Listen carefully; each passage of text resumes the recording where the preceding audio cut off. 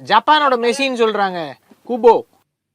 Take is கியூபோ, எல்லாமே வந்து நல்ல பிளேயர். ஆனா இதுல என்னன்னா ஜப்பான் பிளேயர்ஸ் எல்லாருமே கிட்டத்தட்ட வந்துட்டு எல்லாம் யூரோப்பியன் கிளப்ஸ்ல நிறைய பேர் ஆடுறானுங்க.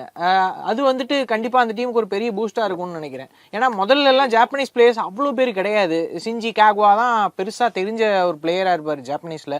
அவரும் அந்த பொருஷியா டோர்ட்மண்ட்ல ஆடி இருக்காரு. இப்போ வந்துட்டு நிறைய கிட்டத்தட்ட 26ல வந்து நியர்லி 20 to 23 பிளேயர்ஸ் வந்து யூரோப்ல ஆடுறாங்க. ஸோ இதுக்கு முக்கியமான நான் சொன்ன பார்த்தீங்களா, அவங்க ஹார்ட் ஒர்க் தான் காரணம். என்னன்னா நீங்கள் ஒவ்வொரு இது எடுத்துக்கிட்டீங்கன்னா இப்போ 1998 ஃபர்ஸ்ட் வேர்ல்டு கப் குவாலிஃபை ஆகிறாங்க. அப்புறம் கிராஜுவலாக வந்து யூரோப்பியன் டார்கெட்ஸை ஃபிக்ஸ் பண்ணியும் வேர்ல்டு கப்பில் அச்சீவ் பண்ணுங்கிற ரெண்டுமே ஒரு இது வச்சு தான் அவங்க வந்து இந்த அளவுக்கு வந்திருக்காங்க ஜப்பான். இன்னும் வந்து என்னன்னா இன்னும் அடுத்தடுத்த வேர்ல்டு கப் போக ஜாஸ்தி ஆகிட்டே போயிட்டு இருக்கும். மேபி இன்னும் 12-16 இயர்ஸ்ல வேர்ல்டு கப் ஜெயிக்கிறதோட ப்ராபபிலிட்டி வர்றாங்க. இப்பவே வந்து சர்ப்ரைசஸ். அவங்க குரூப் வந்து பாத்தீங்கன்னா நெதர்லாந்து, ஸ்வீடன் அண்ட் டுனிஷியா தான் இருக்கு. ஸோ குரூப்பை டாப் பண்ணுவாங்களா இல்ல செகண்ட் வருவாங்களா? மோஸ்ட் ப்ராபபிலி நாக் அவுட்ஸ் போயிடுவாங்க.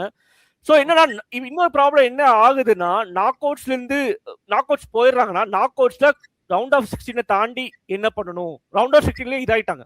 அடுத்த குவார்டர் ஃபைனல்ஸ் எங்க எப்படி போகணும், செமி எப்படி போகணும் அப்படிங்கிற ஒரு லாஜிக்கலோட இது பண்ணாங்கன்னாவே Japanese on the roll. Maybe 16-20 இயர்ஸ்ல ஜப்பான் வேர்ல்டு கப் அடிக்கிறது கூட வாய்ப்பு. ஏன்னா ஹோஸ்ட் பண்ணிருக்காங்க 2002ல. ஸோ ஏஷியாலையும் டாப் கண்ட்ரி, வேர்ல்டு ரேங்கிங்லையும் டாப் 20 to 25 உள்ள இருக்கிற கண்ட்ரி. ஸோ ஜப்பானை வந்து ஒன்று ரொம்ப ரொம்ப டீம்ஸ்க்கு எல்லாமே இட்ஸ் அ நைட்மேர். அதர் டீம்ஸ்க்கு நெதர்லாண்ட்ஸ், ஸ்வீடனுக்குலாம் நைட்மேர். இந்த நாக் அவுட்ஸ்க்கும் பிரேசில், ஜெர்மனிக்காவே நைட்மேர் தான்.